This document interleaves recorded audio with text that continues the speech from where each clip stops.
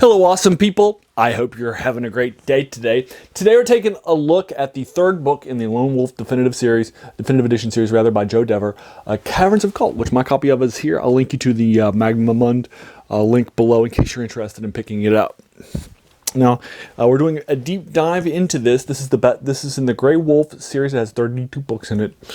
It's an epic series, one of the best-selling series in game books of all time, if not the best. It's definitely something that was definitely impactful on a whole lot of folks. So now we're going to be taking a look at the Caverns of Kalte. The definitive editions were just released, the first 5 books. I saw that and picked them up. I hadn't read the collector's edition, although I have them for some of them, but I haven't gone back and done a deep dive into them yet.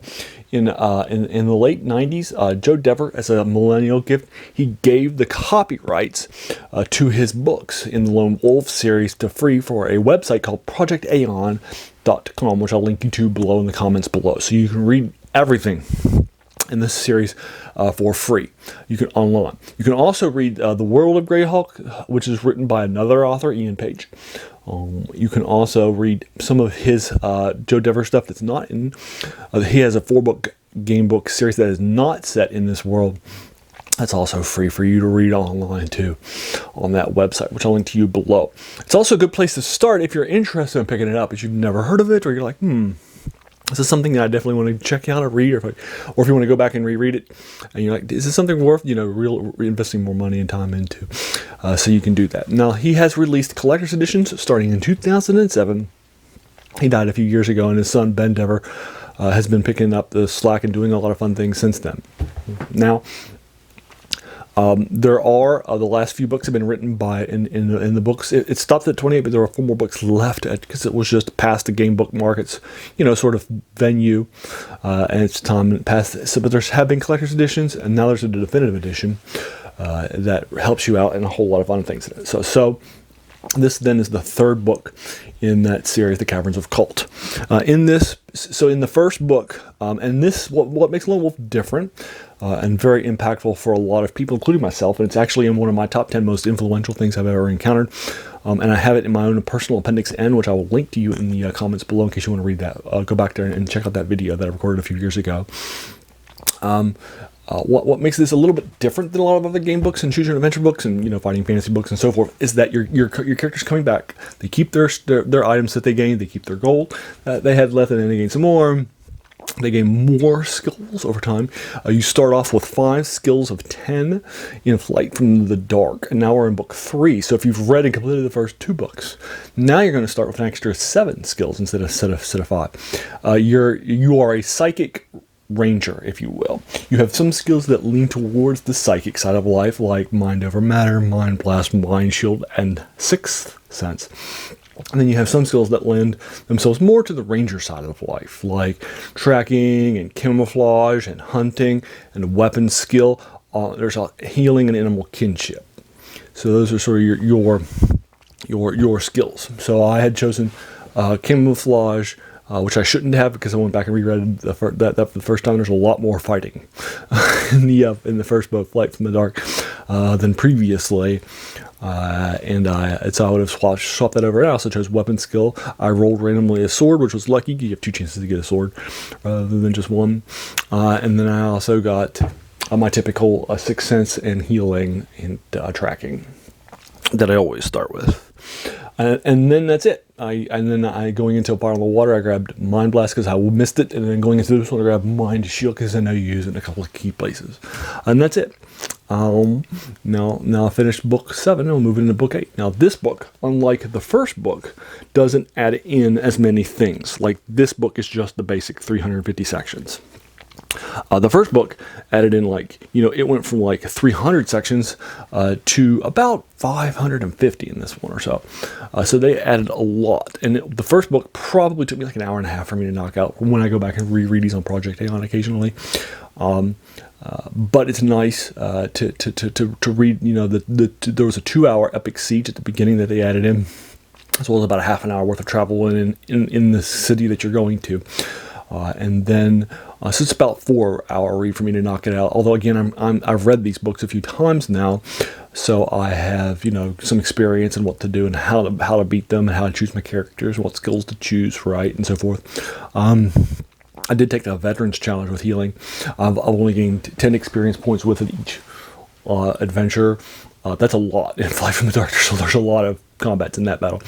Fire on the Water, there's fewer. I mean, I don't think I ran it, and I don't think in Caverns of Kalte I even got to 10.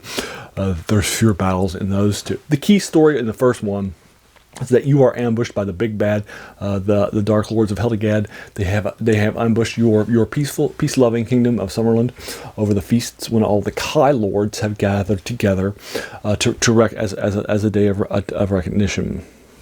It's basically a holiday. So everybody's gathered together. They launch an attack, and you are the only survivor of this ambush and siege of the Kai Monastery. Now, in the first book, Flight from the Dark, the first time it was published in 1984, you were just off because you weren't a nice person who you sometimes misbehaved. You were off on like duty, gathering firewood, and you see what's happening. You run to go flee it, and you knock your head on the underbranch of a tree, not caring, and you get knocked out, and then you wake up, and everybody's been killed. And that's a little not that great for the beginning of a hero, right? In this one, you have like a 2-hour siege. You are a participant in the siege, and then you're just the last one survival. And I think that's probably a better way of doing it. So the first book, the first Flight from the Dark, it's also the first book by Dude Ever. It's a little rough in places, and a bit uneven in places. I would have given it a 6 out of 10 if I reviewed it earlier. But this edition, with all the additions and the extra pages, and the additional of the siege elements and all the fights and the epic aspects of that to get things kicked off, I gave it an 8 out of 10. Last time in Fire on the Water, because it didn't add anything in the definitive edition, I only gave it the normal 7 I would have historically given it. And this time I'm also giving it a 7 out of 10 to Caverns of Kalte. So basically what happens in the first book is that after you survive the Kai Monastery, you go run to the kingdom's headquarters in their capital city and go talk to the king and let him know what's going on. And at the end he says, because of all Kai Lords have died and we've just been ambushed, the only way we're going to beat these bad guys is with our Deus Ex Machina. In this case, literally, the Summer Sword. Literally the day of the Sword of the Sun, which is only be wielded by Kai Lord and our nearby ally has it. So in Fire on the Water, you're being chased and you flee to go grab it. You're being attacked in several different places, and then you grab it and then you head back, and then you're attacked on the way back, and then you get back to, and then you kill the Dark Lord that is besieging, and you lift the siege. Good stuff. Now going into book 3, you are chasing down the traitor who has betrayed your nation, named Defonitar. He has fled to Kalte, and you're going to go chase him down and bring him back down to justice. So you've done the first 2, and now you're continuing the story with this one, the Caverns of Kalte, the 350-page story. So that's basically what's happening then in this story to get you caught up. Now, it's nice to have these in hardcover. They were originally printed in softcover, and game books get more abuse when they're being read physically than regular books. So many of them just have not survived, right? Because you go back and, for example, when you read it the first time, going back from page to page to page to page to page, right? And then you're also fighting battles, you're losing, you made the wrong decision, you got to start over, right? You're going back and forth from the front thing to the table at the back for how you do combat. And then you're doing combat, right? So you're flipping back and forth from this character, which is seeing how much endurance points he has to kill and what his combat skill is. And then you're going over here looking at the combat ratio, roll your die. I roll die 10. You can also just choose a random number with a pen and closing your eyes and dropping it, but I don't like that. I prefer just to roll die 10. And then you compare it to the combat skill, you get your combat ratio, and then you look it up. So there's a lot of going back and forth, right? The books take a beating.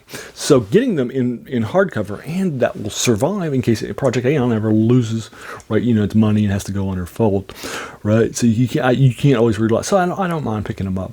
And to be fair, Fire on the Water is more expensive when I went back to look at it than the next 2 novels that are only 350 pages sections each.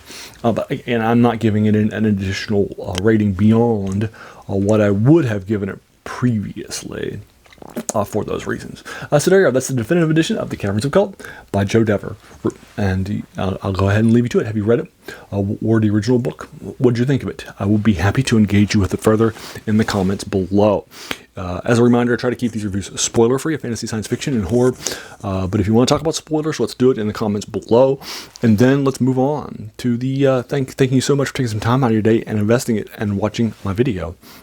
We all have so many things that happen in our lives. And if you enjoyed this video, hey, why not hit that subscribe button? Because there's going to be a lot more of these to follow. Once again, have an amazing day.